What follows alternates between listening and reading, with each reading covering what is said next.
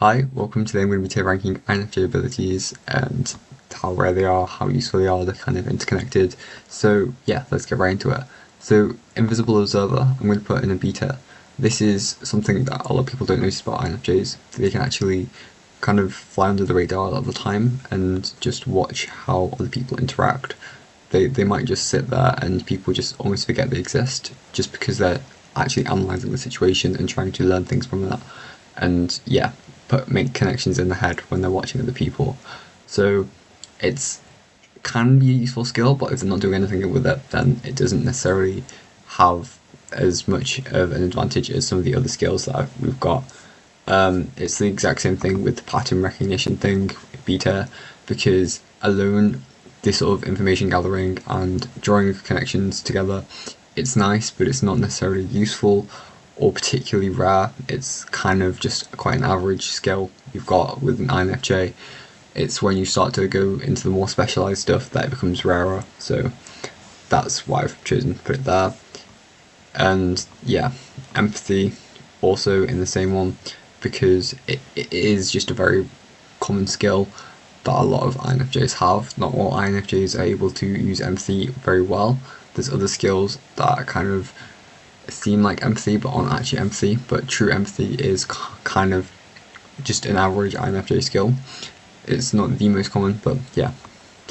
Advice. Finally, we're moving on to another tier. Sorry about that. This is an A tier because what you're doing is you're taking this observation and the pattern recognition stuff and you're actually putting it into some useful information. And often you need the empathy in order to give the solid advice in a kind of nice way, because INFJs, unlike a lot of the thinker types, they're not going to be telling you advice in a this is how you do this is how you do that. It's going to be very much in a way that's delivered so that the other person can really appreciate and understand the advice, and it's not going to be trying to hurt their feelings. It's you need these three skills as almost a prerequisite to giving good advice. So that's why it's an A tier, just because it's a bit rarer and a lot more powerful in that sense. Vibe detection is also an A tier. You know, like when you walk into a room, you're like, something seems off here, or oh, I like this person's vibe, that kind of thing. It's super helpful to be able to actually just look at what's going on and being able to do it almost immediately. It can save you from a lot of negative situations and also can convince them to stay in good situations. So just I think it's got quite a lot of links to the pattern recognition here with vibe detection because they're just able to take all the information around them very, very quickly and put the things together. But unlike pattern recognition, it's a lot more helpful, I guess. And yeah, it's hard to explain what the vibe detection is, but I think a lot of INFJs do have it. Well, not all of them, but like it's enough INFJs have it to make it a thing INFJs have, I guess. But it is still quite rare to have an INFJ who is able to actually manage to use the pattern recognition to immediately get the vibes effectively, and it's just a super useful skill to have if you've got it. So nice. We've got an S tier here, future prediction.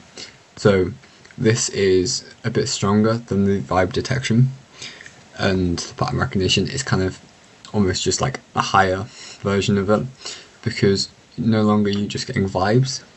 With this ability, you're actually able to sort of see what's going to happen, and this can be just more effective than the advice thing because you can just see into the future pretty much. And I know there's a lot of stereotypes about NIDOMs as seeing into the future, but it is kind of just an extension of a lot of the other skills, which is why it's so rare, because you have to get the baseline knowledge foundation stuff first working before you can move on to the future prediction. And this is the kind of thing where sometimes it will even surprise the INFJ when they're able to do this, when they're able to actually say this is what's going to happen, and then it does. And yeah, if you see it in action, it's pretty incredible, and it's super helpful, super rare power. But yeah, that's that. Yeah, S tier. Another S tier here is listening ability. So I think this has got a really nice contrast with the future prediction, because the future prediction is quite a stereotypical sort of, wow, NI-DOMs, they've regretted this, INFJ superpower.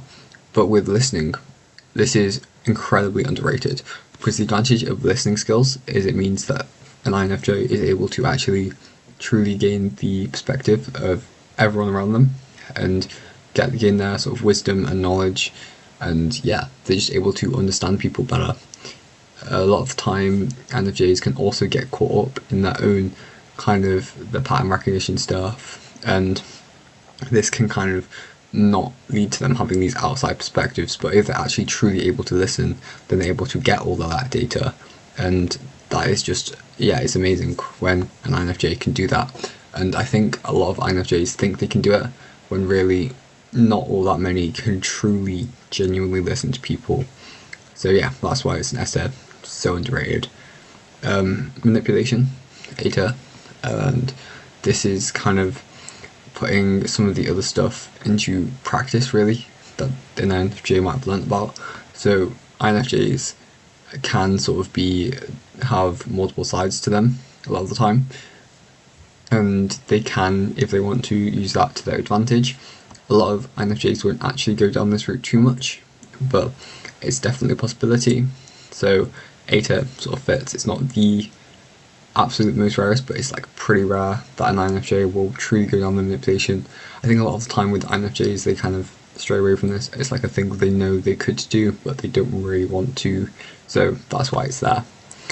Dark psychology is beta, because it kind of seems like manipulation, but not put into practice. So this is where an INFJ is able to have a really good grasp of the sort of theory behind it all, and this can be quite helpful for almost defense against manipulation and stuff, just because they've read up about it and they know exactly the techniques that are being used, and they can try not to fall for them themselves. With people pleasing, yeah, this is CETA, not great. A lot of INFJs do it too much as well.